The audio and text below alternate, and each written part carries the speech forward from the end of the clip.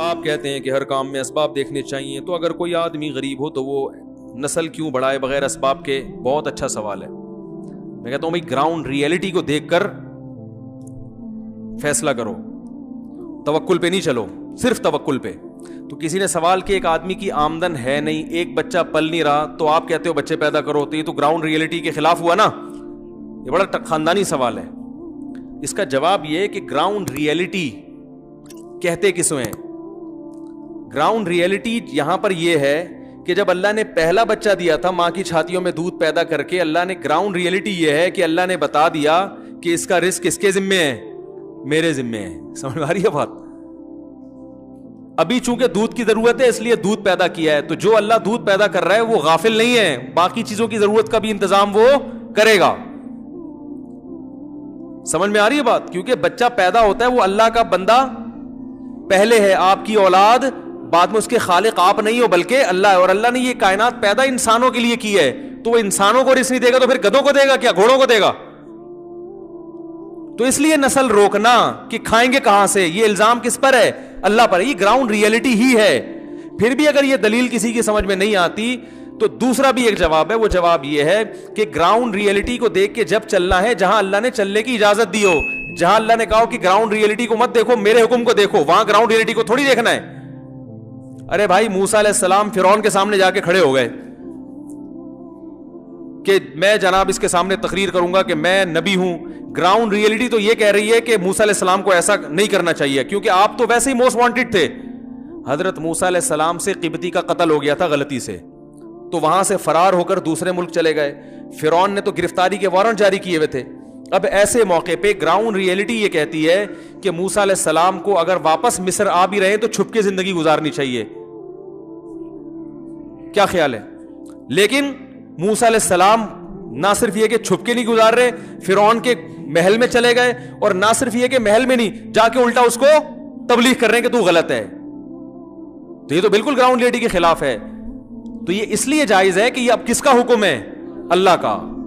تبھی تو موسیٰ علیہ السلام کو جب اللہ نے کہا کہ جاؤ فرعون کو تبلیغ کرو, موسیٰ علیہ السلام نے کہا انی اخاف ان یقتلون, میں نے تو قتل کیا ہے, مجھے مار دیں گے جان سے, اور میری زبان میں لکنت ہے, مجھے تو فصاحت نہیں ہے, تو میں کیسے بات کروں گا؟ تو موسیٰ علیہ السلام نے عقلی دلائل دیے کہ میرا جانا مناسب نہیں ہے. اللہ نے فرمایا کلا, ہرگز نہیں, یہ میرا حرف آخری فیصلہ ہے, جانا پڑے گا. تو گراؤنڈ ریئلٹی اور یہ سب چیزیں جب ہیں جب شریعت کا حکم ٹکرا نہ رہا ہو. بات آ رہی ہے سمجھ میں؟ اللہ اس کے رسول نے اگر کوئی آرڈر دے دیا اور اس میں دوسرا کوئی ہمارے پاس آپشن نہیں ہے, تو اب گراؤنڈ ریئلٹی گئی تیل لینے. صحیح ہے نا؟ تو اسی طرح نسل جو بڑھانے کا ہمیں شریعت نے حکم دیا ہے وہ مالدار کو بھی ہے اور غریب کو بھی. تو اگر گراؤنڈ ریئلٹی یہی ہو کہ کھانے کو نہیں مل رہا, پھر بھی ہمیں نسل روکنے کی اجازت اس بیس پہ نہیں ہے, کیونکہ یہاں اللہ کا حکم کیا ہے؟ تزوجوا الودود الولود, نسل بڑھاؤ, انی مکاثر بکم الامم.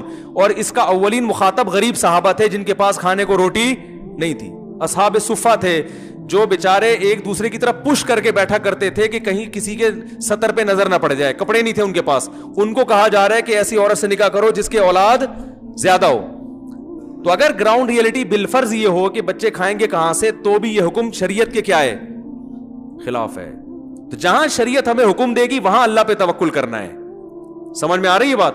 کہ بھائی گراؤنڈ ریئلٹی تو یہ کہہ رہی ہے پتہ نہیں کہاں سے کھائیں گے, لیکن اب اللہ کا حکم ہے تو اس پر عمل, بولو نا بھائی, کرنا پڑے گا. تو میں جو کہہ رہا ہوں گراؤنڈ ریئلٹی وہ اس لیے کہہ رہا ہوں کہ جہاں اللہ کا حکم نہیں بھی ہوتا وہاں بھی توکل پہ چل رہے ہیں, استخاروں پہ چل رہے ہیں. سمجھ میں آ رہی ہے؟ اب جیسے کسٹمر کی لائن لگی ہوئی ہے دکان پہ, گراؤنڈ ریئلٹی تو یہ کہہ رہی ہے کہ بھائی نماز کے لیے جاؤ گے تو تجارت میں کیا ہو جاؤ گے؟ پیچھے ہو جاؤ گے نا, یہ سارے کسٹمر ساتھ والی دکان پہ چلے جائیں گے. لیکن اللہ کا حکم کیا ہے؟ چھوڑ دو اس کو, جماعت سے نماز پڑھو جا کے. سمجھ میں آ رہی ہے بات؟ تو یہاں پر میں یہ کبھی نہیں کہوں گا کہ گراؤنڈ ریئلٹی کو دیکھو, نماز کو مت دیکھو. گراؤنڈ ریئلٹی تو یہی ہے کہ بھائی کسٹمر اگر روٹ گئے تو پتہ نہیں دوبارہ آئے نہ آئے, تو تجارت میں نقصان, کہیں گے بھاڑ میں جائے ایسی تجارت. نماز پڑھو اور اللہ پر توکل کرو. جو کسٹمر آئے ہیں اللہ ہو سکتا ہے امتحان کے لیے آئے ہوں, اللہ دوبارہ بھیج دے گا. تو شریعت کے حکم صاف لفظوں میں اگر کہیں ٹکرا رہا ہے, پھر اللہ کے حکم کو دیکھنا ہے, گراؤنڈ ریئلٹی کو نہیں دیکھنا. سمجھ رہے ہو؟ ہمارے جو دیندار میں گڑبڑ ہے وہ شریعت کا حکم نہیں بھی ٹکرا رہا ہوتا پھر بھی وہ توکل پہ چل رہے ہوتے ہیں, حالانکہ وہاں اللہ نے توکل کرنے کا بالکل بھی حکم نہیں دیا ہوتا. وہاں اللہ نے کہا ہے کہ بھئی اسباب پہ چلو. سمجھ رہے ہو کہ نہیں سمجھ رہے؟ عیسیٰ علیہ السلام کو بغیر, حضرت مریم کو بغیر شوہر کے اولاد مل گئی, یہ تو اللہ کی رحمت تھی, معجزہ تھا.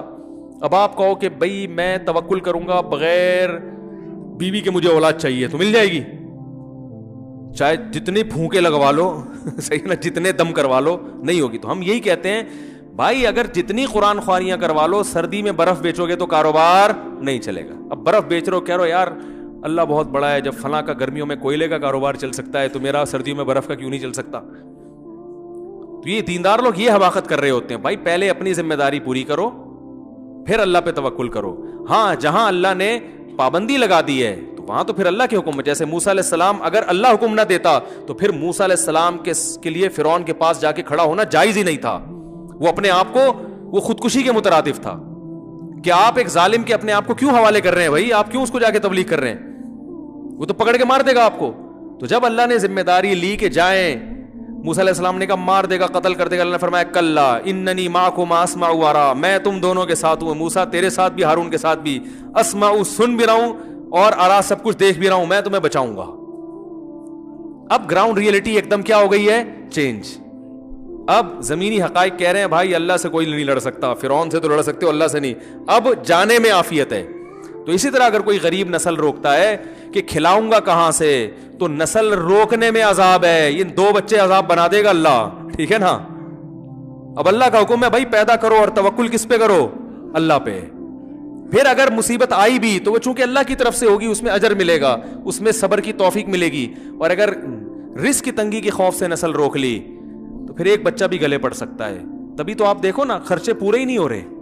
2 بچے ہیں, رو رہے ہیں یار خرچے نہیں پورے ہو رہے. میں کہتا ہوں یار جن کے 13 15 ہیں ان کے پورے ہو رہے ہیں, جن کے 2 ہیں ان کے پورے. بڑی بات نہیں کرنی چاہیے, میں شکر نعمت کے طور پہ بتا رہا ہوں. میرے الحمدللہ 13 بچے ہیں, بلکہ 14.25 ہیں, 14.25 بچے ہیں. کبھی مجھے آپ نے الحمدللہ کوئی دیکھا ٹینشن میں, یار خرچے نہیں, یہ نہیں, وہ نہیں, فلانا نہیں؟ بھائی اللہ کا شکر ہے, کھا رہے ہیں, پی رہے ہیں, بڑے ہو گئے ماشاءاللہ. ہر سائز کا بچہ ہے. ابھی یہاں 2 مختلف سائز کے بیٹھے ہوئے تھے, مختلف چینلوں کے, صحیح ہے نا. میرے بچوں کی دیکھو, آپ کے گھر میں آپ کے سب بچے ایک ہی سٹائل میں بولتے ہیں. ہمارے پاس یہ آپشن ہے, اس گھر میں جاؤ بچوں کی لینگویج الگ ٹائپ کی, دوسرے گھر میں لینگویج اس میں پنجاب کا تڑکا آ رہا ہے. ادھر بچہ اردو ایسے بول رہا ہے جیسے پٹھان لوگ اردو بولتے ہیں. ادھر جاؤ گے بچہ اردو ایسے بول رہا ہے جیسے پنجاب والے اردو بولتے ہیں. ادھر جاؤ گے بچہ اردو ایسے بول رہا ہے جیسے اردو اسپیکنگ بولتے ہیں. اتنے مختلف ڈفرینٹ قسم کے کلچر میں فرق, ہر چیز میں فرق. تو اتنے ماشاءاللہ اللہ تعالیٰ کھلا رہا ہے, پلا رہا ہے. اللہ تعالیٰ عافیت سے رکھے, نظر بد سے بھی بچائے اور مشکلات سے بچائے اللہ تعالیٰ. اور جو 2 والے ہیں, جو اس لیے ایک تو اللہ کی طرف سے کسی کے ہوئے نا, جو یہ کہ یار کھلائیں گے کہاں سے, تو سڑے رہو. تمہارے کبھی بھی تمہارے چہرے پہ سرور انشاءاللہ آئے گا ہی نہیں کبھی تمہارے چہرے. تم یہی سوچتے رہو گے روکو یار, پیسہ بچاؤ, پیسہ بچاؤ. یہ 2 کے بعد تیسرا ہوا تو کھا جائے گا کم بخت, میرے پیسے کھا جائے گا. نہیں نہیں نہیں نہیں, بچاؤ بچاؤ, پھر بھی سکون نہیں ملے گا. خرچ کرو, اڑاؤ, کھلاؤ یار, جتنا خرچہ ہوگا کریں گے, جو نہیں ہے صبر کریں گے. بھائی اسکول میں پڑھانے کے پیسے ہیں, پڑھاؤ, نہیں تو کوئی بات نہیں. پیاز ٹماٹر والا پیاز بیچے گا, ٹماٹر بیچے گا, اس میں کیا ہو گیا. ایک صاحب مجھے کہنے لگے 2 بچے ہوں گے تو سٹی اسکول میں کیسے پڑھیں گے, تو وہ تو پھر میں نے کہا کیا ہوگا, سٹی اسکول جنت میں صرف سٹی اسکول میں پڑھنے والے جائیں گے کیا؟ کہہ رہے نہیں, یہ تو بےچارے ٹماٹر بیچیں گے. تو میں نے کہا یہ جو ٹماٹر بیچنے والے, یہ کیا انسان نہیں ہوتے, یہ کیا حیوان ہے, کیا گدھے ہیں یہ؟ ان کو معاشرے کا اتنا آپ نے نچلا بنا دیا ہے. میں نے کہا جو ایمانداری سے ٹماٹر بیچ رہا ہے, خدا کی قسم وہ اس وزیر اعظم اور صدر سے کروڑہا گنا بہتر ہے جو کرپشن کر رہا ہے. جو ایمانداری سے موچی بن کے لوگوں کے جوتے سی رہا ہے, خدا کی قسم وہ اس بیوروکریٹ سے کروڑہا گنا بہتر ہے جو لوگوں کو غلط گائیڈ کر رہا ہے. جو آدمی گول گپے بیچ رہا ہے نا, گول گپے ایمانداری سے, خدا کی قسم وہ اس چیف جسٹس سے کروڑہا گنا بہتر ہے جو لوگوں سے پیسے کھا کے بیٹھا ہوا ہے. تو اسلام میں ٹھیک ہے عہدے کی بڑی ویلیو ہے, لیکن اس پر آخرت کا مدار نہیں ہے. یہ ذہن میں قبول کر لو, ہمارے بچے گول گپے بھی بیچ سکتے ہیں, ٹماٹر بھی بیچ سکتے ہیں. ہم نے یہ ٹینشن نہیں لی ہے. میں نے ہمیشہ سوچا بھائی جتنے وسائل ہوں گے اتنی تعلیم دوں گا, نہیں تو نہیں, انسان بنانے کو فوکس کروں گا. کوئی بات نہیں بیٹا, رکشا چلاؤ تمیز سے, ٹھیک ہے نا. رکشا چلائیں گے, کیا ہو گیا اس میں؟ آپ نے اپنے دماغ میں ایک چیز مسلط کر لی ہے, 2 بچے ہوں گے لیکن دونوں چیف جسٹس بنیں گے, تو وہ بنے نہ بنے ٹینشن سے مرو گے آپ. اور جب وہ چیف جسٹس بنیں گے آپ کے قبر میں جانے کا ٹائم آ چکا ہوگا, آپ کو پھر بھی فائدہ نہیں ہوگا. سمجھ رہے ہو کہ نہیں سمجھ رہے؟ اور پھر ایک عجیب بات ہے, جو اللہ پہ اعتماد کرتا ہے تو اکثر پھر اس کے بچے رکشا چلاتے نہیں ہیں, اللہ نواز ہی دیتا ہے. اکثر ہم نے زندگی میں دیکھا ہی ہے, اللہ غیب سے اسباب پیدا کر ہی دیتا ہے. تو میرے بچے تو او لیول میں پڑھ رہے ہیں, حالانکہ ہم نے تو کبھی نہیں سوچا تھا او لیول میں پڑھیں گے. اسباب ہو گئے غیب سے. جب پیدا ہو رہے تھے تو اس وقت تو لوگ کہتے تھے بھائی پیدا ہو رہے ہیں مجھ سے پیدا ہو رہے یار, اسکولوں کی اتنی فیسیں کہاں سے؟ ہم نے کہا بھائی دیکھو ہم تو نہیں چاہ رہے, پھر بھی اللہ تعالیٰ او لیول میں پڑھوا رہے ہیں ان کو. میں تو اپنے بچوں کو سوچ رہا ہوں او لیول سے نکال کے کسی مدرسے میں داخل کروں. میں نے کہا چلو میٹرک یہاں سے کراؤں گا, تھوڑی انگلش پھونپھا سیکھ لیں گے, پھر مدرسے میں لے کے جاؤں گا. لیکن وہ اسکول والے نہیں چھوڑتے. تو وہ تو ہم نے دیکھا ہے, اللہ پہ توکل یہاں کرو گے تو اللہ غیب سے اسباب پیدا کرے گا. تو اتنی خوشی ہوتی ہے بھائی جس گھر میں بچے نہیں ہیں, خدا کی قسم وہ ہوٹل ہے, گھر نہیں ہے. میں تو اب سفر ہوتے ہیں نا, بڑے بڑے 1000 گز کے بنگلوں میں بھی جا کے قیام کرتا ہوں, 2 آدمی نظر آتے ہیں, 4 آدمی بنگلے میں, یہ بیٹا ہے, یہ ان کی بیگم ہے, یہ ابا ہے, یہ اماں ہے, بس. یار تمہیں دیواریں کھاتی نہیں ہیں؟ خدا کی قسم دیواریں کھا رہی. یار کیا کرنا ہے ان بڑی بڑی ٹائلوں کا, ایئر کنڈیشن روم کا, اتنے لگژری صوفوں کا, کیا کرنا ہے جب بندہ ہی نہیں ہے اس میں؟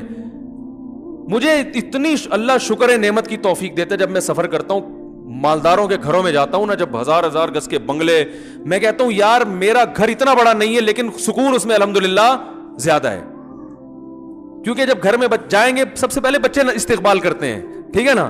ہر چیز کا مزہ ہے جس گھر میں بچے ہیں. قربانی کا جانور ہو لاؤ گے اس کا مزہ ہے, بچے انجوائے کرتے ہیں. ابو کیا لے کر آ رہے ہیں, گاڑی خریدو گے اس کا مزہ ہے, بچے دیکھیں گے ابو نے کون سی گاڑی. بائک خریدو گے, رکشا خریدو گے نا, سب سے پہلے بچے انجوائے کرتے ہیں, ہمارے ابو نے رکشا خریدا. تو اصل میں انسان کو خوشی ہوتی ہے بچوں کی خوشی دیکھ کے. بچوں کو ختم کر دو تو پھر کسی چیز کی خوشی نہیں ہے. اصل تو خوشی ہوتی بچوں کی ہے بھائی. تو بچے گھر میں ہوں گے, گھر آؤ گے, لائف بیگم بھی کم ستائے گی, وہ بھی بچوں میں زیادہ خوش رہے گی, آپ بھی خوش رہو گے. بچوں کی خاطر دونوں جڑے رہتے ہیں. وہ تو شادی کے 2-4 دن ہی ہوتے ہیں جو آپس میں محبت ہوتی ہے, اس کے بعد تو دونوں برداشت ہی کر رہے ہوتے ہیں ایک دوسرے کو. وہ اس لیے برداشت کی مننے کے ابا ہیں, وہ اس لیے کہ مننے کی اماں ہیں. ورنہ کیا رکھا بھائی, نہ ابا میں کچھ رکھا نہ اماں میں کچھ رکھا. وہ برداشت ہے بچے کے ابا ہیں, تو بچے ہی لیس کر دیا آپ نے کیا. پھر بچوں میں زیادہ ہونے میں ایک فائدہ یہ ہے کہ بچوں کو بہن بھائی کی نعمت ملتی ہے. ہم لوگ بہت سارے بہن بھائی تھے تو ہم نے بچپن میں بڑا انجوائے کیا ہے.